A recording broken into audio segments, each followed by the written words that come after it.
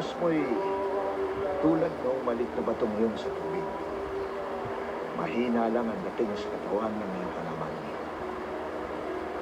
Kahit gaano karaming malilit na batong tulad noon ang ihagis mo sa tubig, ganun pa rin ang lakas mo. Dumadami, ngunit hindi nagbabago. Huwag ka mag-alala. Ituturo ko sa iyo kung paano madadagdagan ang lakas mo. Ang tibay ng katawan. Ang tibay ng pag-iisip. At higit sa lahat, ang tibay ng paniniwala. Tibay ng tiwala sa sarili. Lahat ng bagay na inaakala mong makabubuti sa iyong katuwang lupa.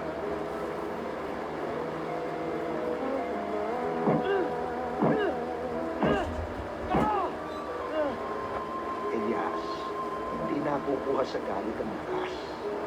Alam mo, maraming enerhiya dito sa daigdig. Sa pag-aalaga sa kanila, hindi pwedeng magkamali. Kung may gamot na hinang sa kanila, mahirap magpapalit-palit. Para sa atin,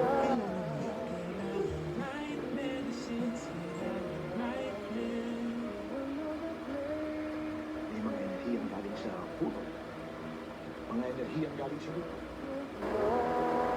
Mga enerhiyang galing sa atin. Lahat ng mga enerhiyang yan may kanya-kanyang paraan para maipasok sa katawan ng tao.